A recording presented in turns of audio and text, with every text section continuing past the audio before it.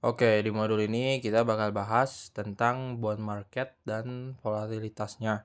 Jadi bond market itu ya seperti yang udah dijelaskan di modul sebelumnya, itu adalah surat hutang pemerintah Amerika Serikat. Jadi seperti obligasi lah.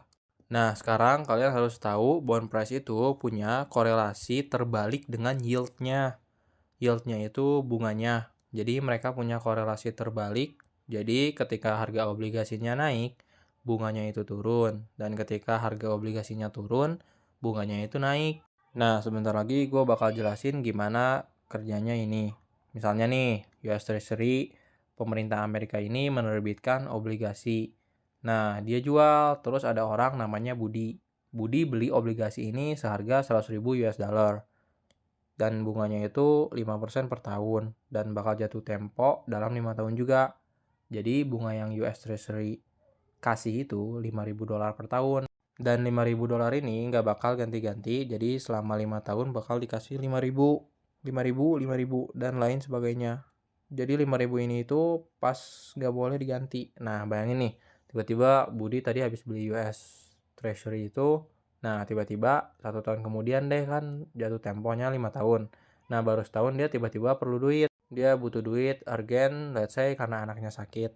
Anaknya sakit, masuk rumah sakit, dia butuh bayar, dan dia butuh bayar itu harus jual obligasi itu. Dan dia nggak bisa nunggu, soalnya ya kalau dia nunggu 4 tahun lagi ya udah terlambat, anaknya mati. Jadi dia harus dapetin duit cepat, tapi dia jual ke secondary market, jual ke orang lain. Nah, ketemu deh pembeli namanya Adit. Adit ini mau beli US Treasury. Nah, tapi si Adit ini itu mau diskon dong, karena ya ngapain gue beli sama lu kalau gue bisa beli dari US Treasury langsung. Nah, jadi Budi ini kasih diskon deh, diskon contohnya 20%, jadi 80.000 US dollar. Nah, sekarang tadinya bunganya itu 5%, 5.000 US dollar per tahun yang dikasih oleh US Treasury, dan harga obligasi itu 100.000 US dollar, jadi 5.000 dibagi 100.000 itu 5%, 5% per tahun.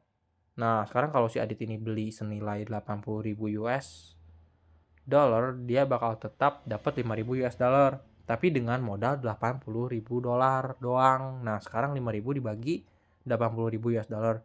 Itu jadi 6,25% lah. Jadi bunganya itu makin tinggi. Soalnya ya modalnya itu turun. Jadi ketika harga obligasinya itu turun, ya bunganya itu otomatis naik. Walaupun dalam nomor itu tetap sama 5.000 US dollar. Tapi sekarang bunganya itu mengalami kenaikan dan sebaliknya, kalau tiba-tiba harga obligasi ini naik, ya bunganya itu bakal turun.